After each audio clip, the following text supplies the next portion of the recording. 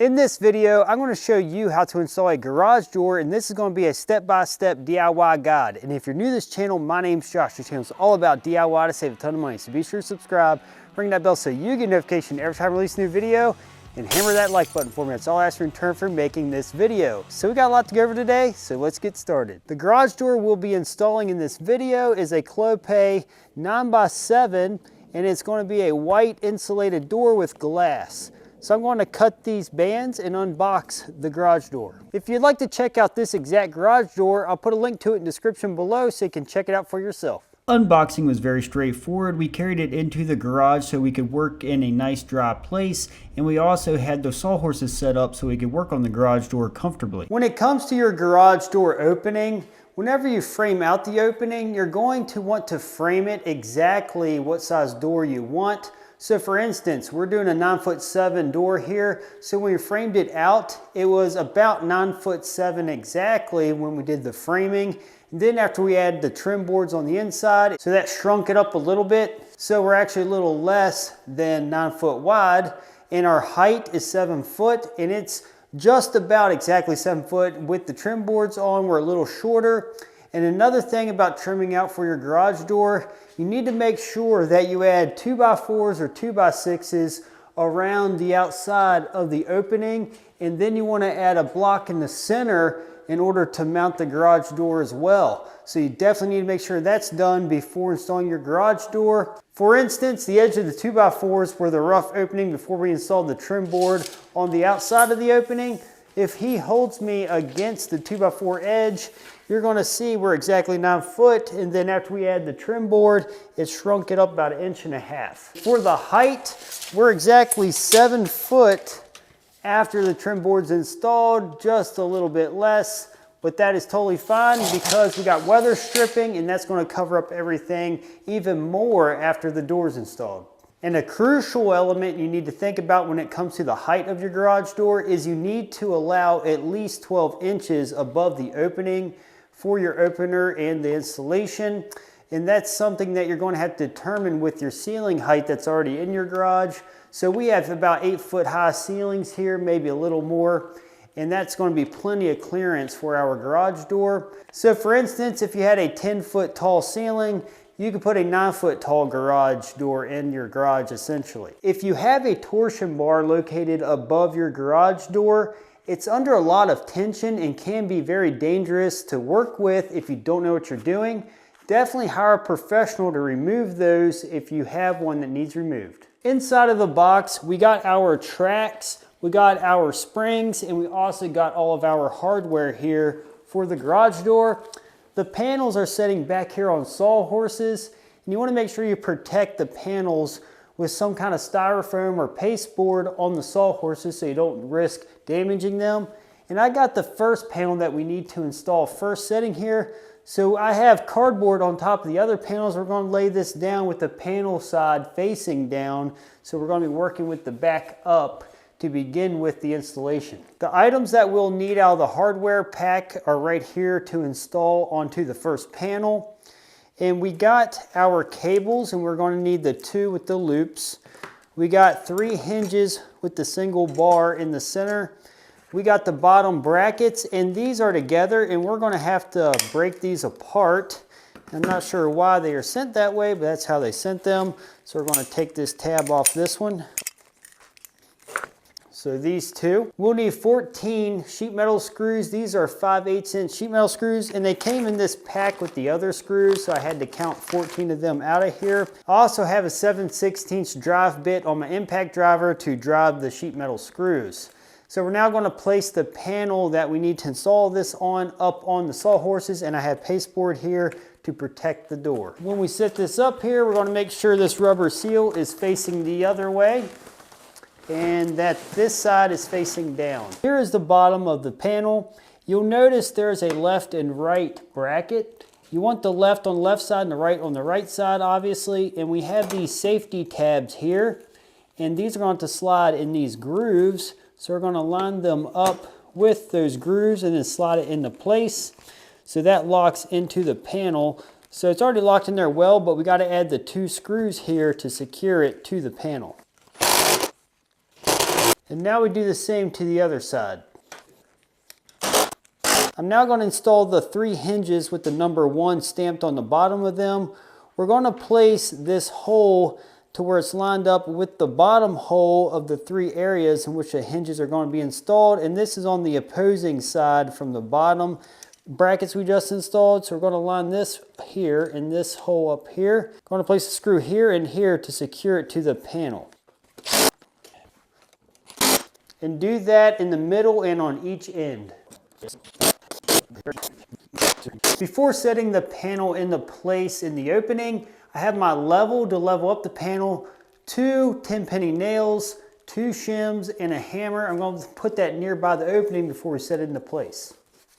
Okay, we're going to set the panel even against the 2x4s, and typically you'd want 2x6s here, but we just happen to use 2x4s in this case. But we're going to get it even in the opening. I'm just going to use the tape measure and get this same reveal from the end of the 2x4 here. As you can see, we got the same reveal on the left and right side. Okay, I have 3 1/4 from each side, and we're centered up in the opening. And now we're going to make sure we level up this panel really well. In order to level the panel up, very simple, place our level on top of the panel and then see which side needs shimmed up. And it looks like this side over here needs a small amount of shim under it. The panel is now perfectly level. I'm now going to place a nail at each corner into this wood and angle it so it keeps it pinned against the opening.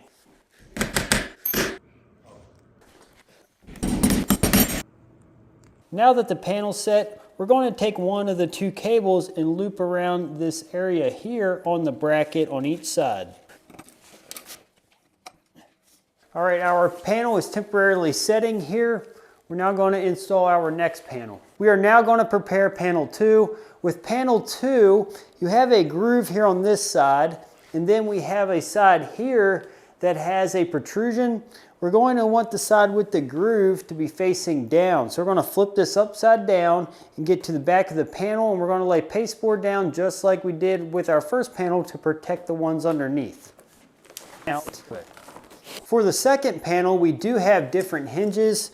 We have these 2 on each end that are going to be labeled 2, and then we have a 1 that's going to go here in the center. Same idea for installation other than the 2 number 2s at each end, and then the number 1 in the center, and secured by the same sheet metal screws as we did the other hinges.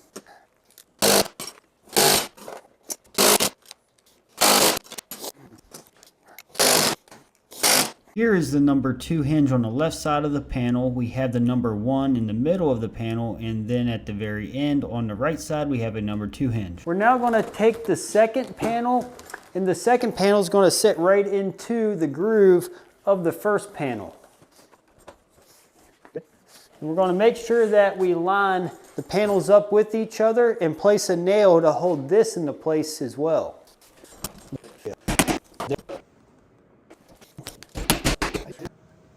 Now that we're temporarily setting here, we need to place our sheet metal screws to hold these hinges together at the breaks of the panel. And just like when we installed these initially, we just place our sheet metal screws in each hole to secure the panels together.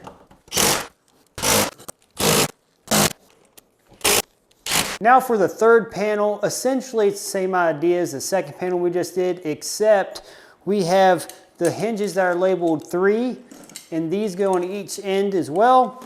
And then we got one labeled 1 that's going to go here in the middle. And we install them exactly the same.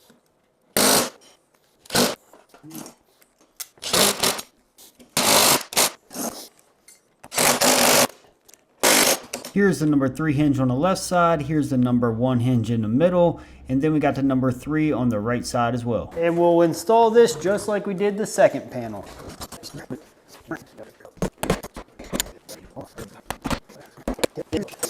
I'm now going to secure the hinges just like we did below. If we take a look up close, you can see we have our nails holding the panel up along with the hinges screwed together so that the panels are connected, and that's going to add to the strength of the door as well. Here's the top panel. The door we ordered has glass in it, so we've got to be very careful installing this one.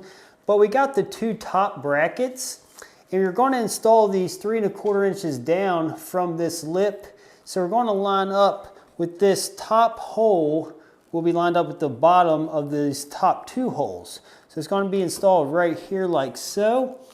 And we're going to use 3 screws this time. We're going to place 2 sheet metal screws here in the bottom and then 1 up top, and do that on each side of this top panel.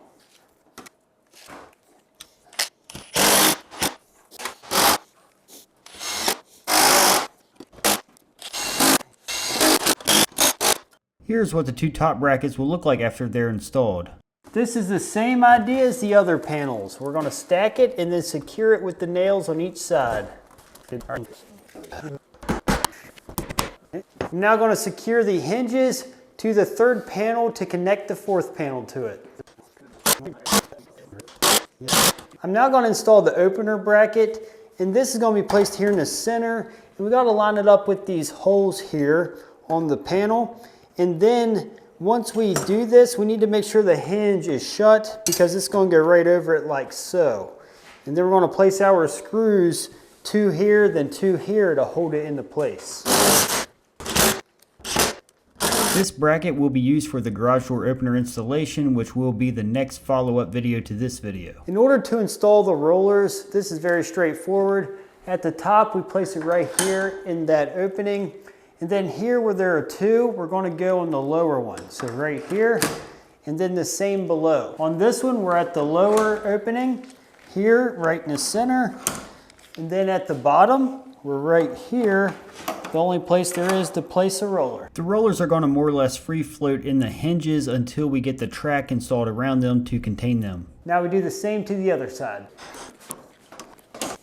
After building several of my own houses, I've put together a DIY guide for electrical and plumbing that just goes over the basics. If you would like to check out that PDF, I'll put a link to it in the description below. For this next step, we need these 4 parts to connect them together. We have a left straight track. We have a right straight track. We have the left flag bracket. And then we have the right flag bracket. And we're going to connect the right flag bracket to this part of the track, and then the left to the left track. To identify the top or bottom of this track, you'll notice there are holes from here to here, which is a much wider difference than from here to here. So this would be the top of the track. And if you notice these 2 holes at each side of the track, these 2 holes are going to line up with these 2 holes. So again, these top 2 holes with these bottom 2 in the back corner. And another way you can look at it, this part's flat and this part's flat. So that's another helpful way to know how they line up. And then the same for the right. It's going to be put together like so.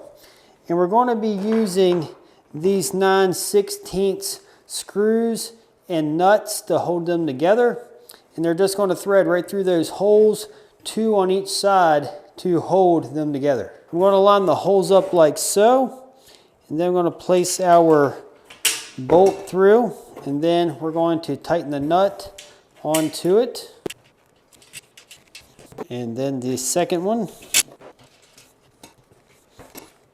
I'm now just going to hand tighten those with a straight screwdriver, and now do the same on this side.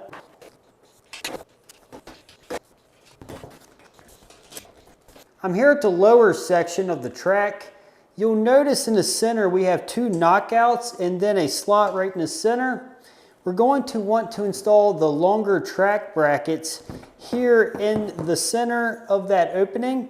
So we want to make sure we flip the track bracket around, and it's going to install like so here on this side. And then here at the very bottom, we're going to come up 10 inches. Then we're going to install the short track brackets here, and we're going to do the same thing. They're going to be flipped around and installed like so here on the back. And we're going to secure them using the same nut and bolt that we installed the flag brackets with. So we're just going to place one through each bracket to secure it into place.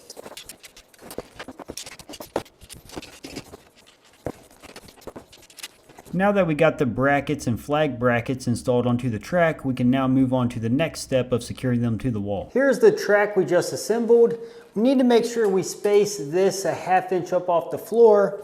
I have a 1/2 inch piece of sheathing. You could use 1/2 inch drywall, anything to act as a spacer to get our 1/2 inch. So I'm gonna lay it right here on the floor so it spaces it appropriately. And I'm now going to place my track over the rollers. So we're going to come in at an angle I found best, and then it's going to lace right around the rollers and then sit right into place. We're now going to go up above and mark our holes. With the track gently tight against the rollers, you don't want to force it against the rollers, just as long as they are snug. We want to mark the bottom, middle, and top hole to pre-drill for our lag screws. Now I'm going to move this out of the way. Using a 3/16 drill bit, I'm going to pre-drill those 3 holes before I install the lag screws. I'm now going to install the track against the rollers like we originally had it, and then we're going to install the lag screws to hold it into place.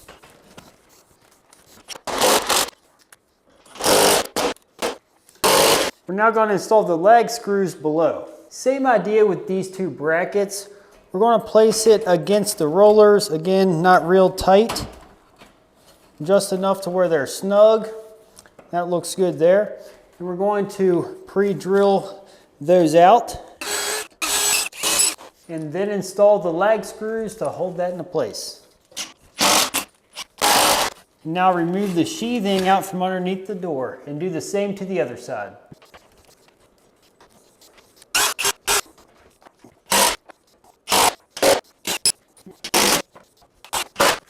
The track is now essentially stabilizing the garage door and securing it into the opening. As you can see, we got about a 1/2 inch between the edge of the door and the track, so that spacing looks really good up through the garage door. If you're enjoying this video and you want even more DIY tips, exclusive project updates, and behind the scenes content, make sure you sign up for my newsletter. I'll send you additional information, tool recommendations, and early access to big builds all straight to your inbox. It's free, it's quick, and it's packed with value. Click the link in the description below and sign up today and stay ahead of all things DIY. It's now time to prepare the horizontal track, and it is curved here on this side, and this is the left side. Now I also got the horizontal bracket here, and this is actually going to secure to these 2 holes on this side of the bracket. We want to make sure when we install this that this part is going to be angled down like so. So whenever it's installed like that, we're going to line it up with these 2 holes on each end here.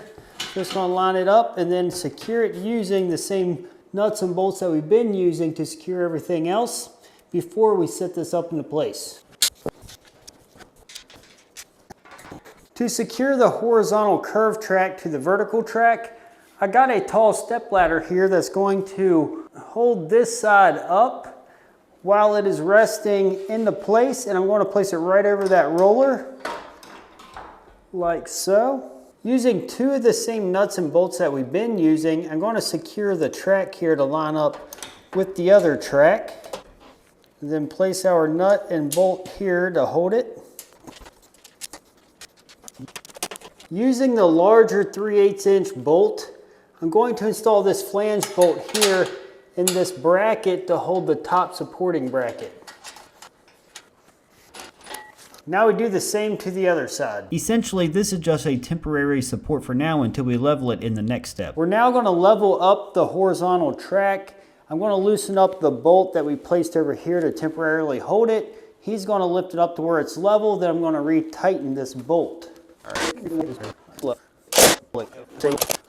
Alright. So now we're setting level, and it's temporarily holding this till we get our bracket on the rear side of the horizontal track. We're also going to level up the other side.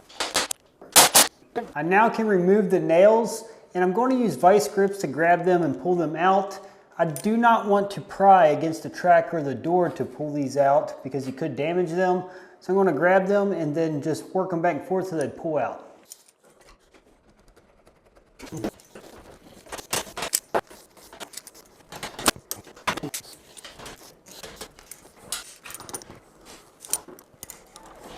For whatever reason, Clopay does not include the rear track hanger kit.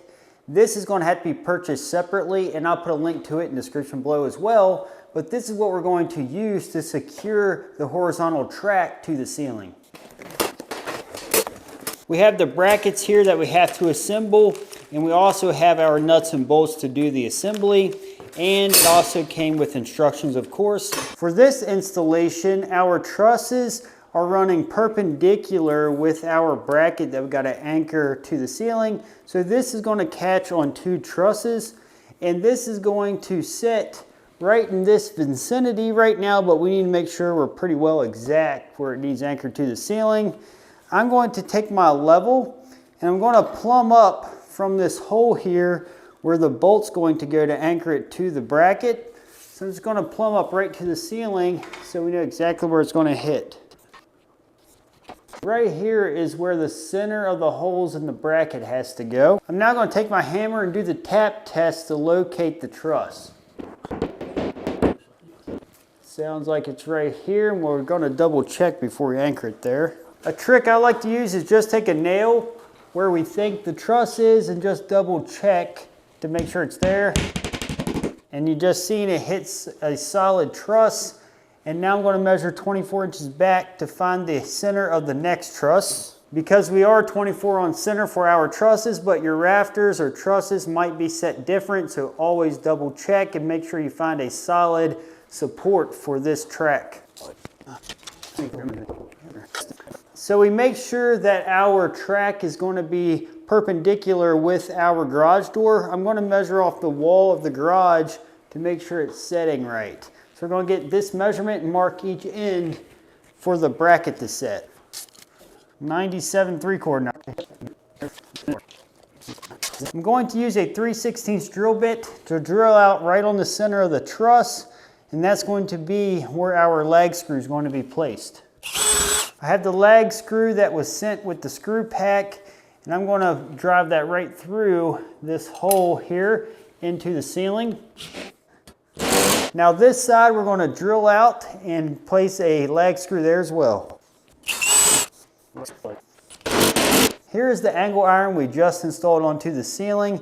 Here's the rear track. This is the medium length angle iron that came in the kit. We're going to secure this piece to this track first, and we're going to use the longer bolt that came in the kit because this is going to act as a stop for the rear wheel so it doesn't roll out of the track. So it's very important to make sure we install this through here like so. I'm just going to place this at the right height for now, which seems to be right here. I'm just going to hand tighten this on for now. To begin setting the track roughly where it goes square with the door, I'm going to measure off this wall. Since I have the luxury of measuring off a wall that's running against the door, it's going to be helpful to start the squaring up process. I got 40.5 inches to the track from the wall here, so I'm going to get the same here, then place a bolt to hold it temporarily into place. I'm now going to measure off the wall on this side to get it roughly where it goes, and that's going to be a helpful start to the squaring up process.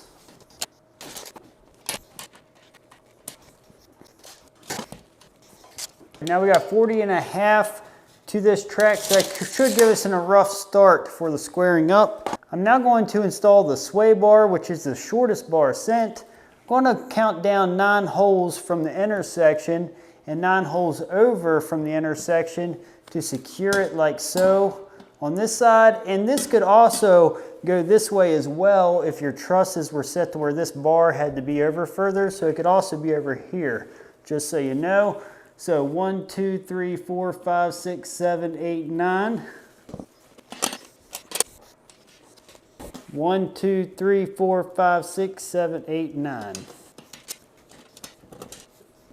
All right, we're now temporarily held in place, and now we're going to check to make sure we're going to set square with the other side. So again, we may have to take these out and slide this left or right some, but for now, that's our temporary support until we get perfectly square. I'm here on the right side, and I'm going to do the same thing I did on the left side, except we're going to square it up before we place our bracket from the track to the brackets that's going to be on the ceiling. Let me know in the comments below if you have ever installed a garage door or not, and if you have, how did that experience go for you? Before anchoring the right side to the bracket on the ceiling, we need to take diagonal measurements from this corner to that corner and from this corner to this corner, and we need to manipulate them until the measurement is exactly the same, because that means we're setting square. So that's just simple construction 101, get your diagonal measurements the same, then we're setting square. So we're going to set it square before anchoring this side. 149, okay. 147. Our diagonal measurement was 149 this way, and then it was 147 this way. And remember how we measured off the wall on this side, so we're pretty confident that's setting square where it should go. So we're going to make this 147 on this side, and then we're going to check the width at the front and back of the garage door tracks. And if they're the same, we're good to go. So we're going to go ahead and anchor this side at 147 diagonal measurement, and then we're going to double check the width at each side. I'm going to have him take me over to the corner here, and I'm going to get this at 147 diagonal measurement. Right here on this hole will give us our correct position. We just installed the sway bar just like we did over there. 9 holes over, 9 holes down. We're going to install it just like so. We're now matching the other diagonal at 147. So we got 147 this way, then 147 from that way over as well. We're now going to measure the width right here. From outside to outside, we got about 110 3/4. Let's measure over here. And over here, we got about 110 3/4 as well. So we got about the same measurement at the front and back, so we know we're setting square. Now that our brackets are placed where they're going to be permanently, I'm going to tighten up all the bolts that we hand tighten when we put this together. I got a 1/2" socket and adjustable wrench to tighten these 3. And then I got a 9/16 socket that we're going to use to tighten up this bottom bolt that's going to act as a stop for the roller as well. We're going to do that on both sides.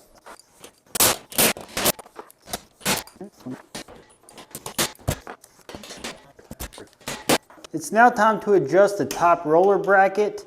We have a slightly bigger than 1/2" gap here between the door stop and the door itself. So that's a little large. So we gotta loosen up the 2 bolts on top of the bracket, adjust it where we need it, then retighten them. Again, we want about a 1/2" gap.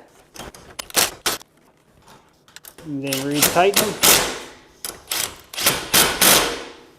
That looks much better. The right side shows the opposite. It's a little too tight, so we're actually going to gap it a little more and then retighten this top bracket. We are now gapped appropriately from the door stop. We can now attach the rope to the bottom. I'm going to tie the rope that was sent with the door to this roller in order to be able to lift it up. I'm going to prep the springs for installation. We're going to first take one of these forks and we're going to loop right through the end of this spring like so. I'm then going to take this black bushing, and this hardware came in this hardware pack, and this is going to be placed right inside here like so. I'm then going to take this roller and it's going to go through the fork. I'm now going to take this 1¼ bolt and it's going to fish right through the fork. And then use this nut that matches it and tighten that up. And this is 3/8.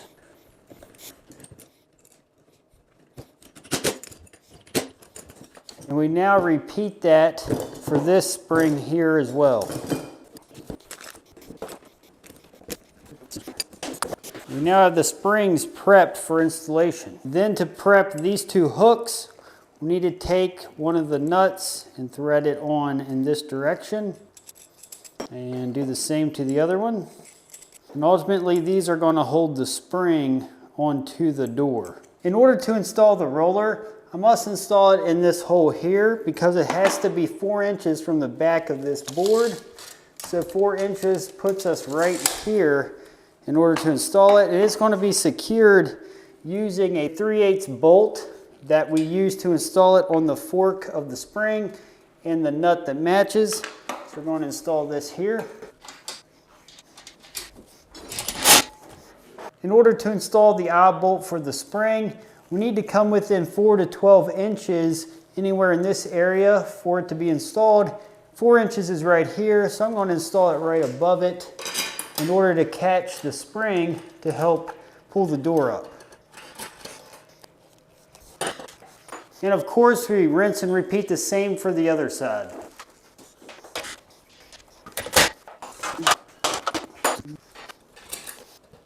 I have a sawhorse on each side of the garage door. We're going to lift it up and then rest the garage door on top of the sawhorses, and then we're going to inspect the top track to make sure everything's looking right before we open it all the way up, because the top track is going to ultimately hold all the weight, so it's very important to make sure everything lines up properly. As you can see, it's lining up really nice. It's in the track well, so we're going to lift it up all the way now. I'm going to use C-clamps to hold the door from falling down when you have it up all the way.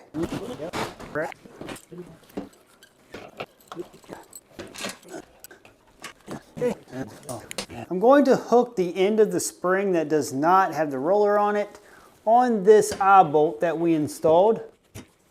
And I'm just going to lay that on top of the garage door for now to hold it into place. The cable that we placed on the door at the beginning of this video, we're going to loop it around that roller and then pull that cable all the way through. The roller on the end of the spring, we're going to roll the cable over top of it, then pull it back towards the garage door opening.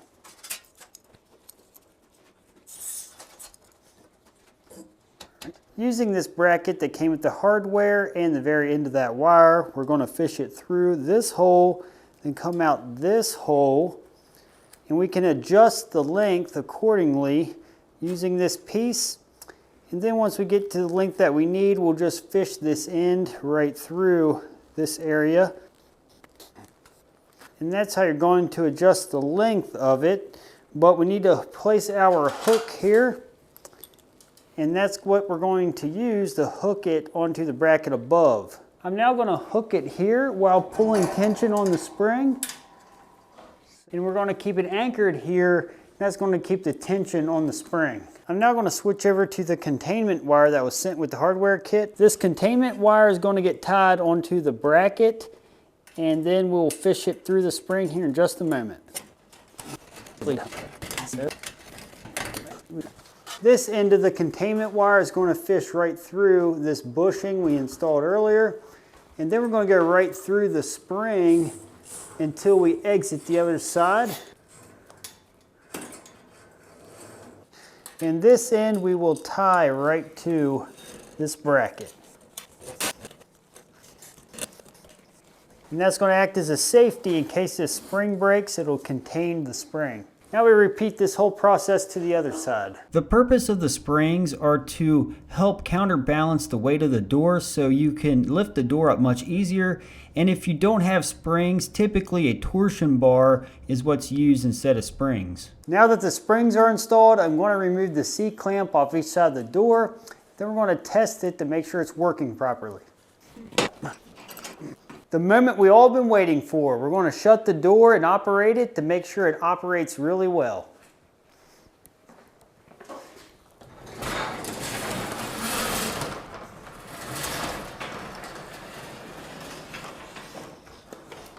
Okay, it shut easy, and I went real slow and made sure everything was moving well, and it looks like it was. So now we're going to open it up and check it as it opens and make sure it's opening really smoothly.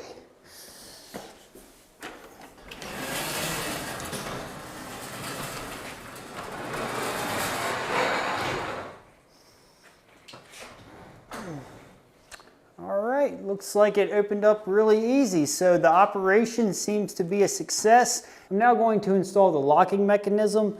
You can see there's a knockout here on the side, and we can just simply remove that using a screwdriver. All we have to do is poke it through the back and bend it out. And we need to make sure that our door is down all the way and that this bar is going to slide at an area in which it's going to catch the very top of that slot when it's shut all the way. We don't want it to hit the bottom because it's going to be too loose. Want to make sure we line it up right with that top. So right there looks good. Now we're going to hold that tight and mark 2 holes at the top and 2 at the bottom in order to install it. We're going to drill those out with a 3/16 drill bit. And you don't want to push too hard and hit the exterior of the door because you could dent it. We're now going to install the lock right there where we pre-drilled the holes. Now as you can see, whenever we pull the door down all the way, it's going to seal and lock right there into place. I'm here on the outside of the garage door, and as you can see, the garage door looks good, but we do have a gap around the edge of the door, so we need to seal that with what's called weather stripping. And this is simply going to nail right up above here, and that's going to seal that gap that we have around the door. It's going to give it a nice trimmed look as well. I'd like to mention a couple things about this weather stripping. One, it does not come with the garage door. I had to purchase this separate, and I'll put a link to it in the description below so you can pick it up for yourself. But it typically comes in 7-foot pieces. So we got 2 7-foot pieces, and it comes in 9-foot pieces. So we got 1 9-footer. So that way we don't have a lot of scrap left. So that's a good tip for when you go to installing your weather stripping. This stuff's really easy to cut and install, but I'm going to show you how. I'm going to begin by installing the top piece of weather strip. So we need a length from this corner to this corner to cut it. 106 1/4. I'm going to measure over 106 1/4 and make a mark. I'm now going to take 10 snips and just cut right down this weather stripping, and that's going to be how we cut it. We can now install it that's cut to length. The nails I'll be using to secure the weather stripping are 1 1/4" aluminum nails painted white. We're now going to place the weather stripping right up against that garage door. You don't want to push it really tight against the garage door. You just want it to be snug, just so it seals, but you don't want to push it real tight where it flattens out like that. Just enough to give it a nice, simple seal.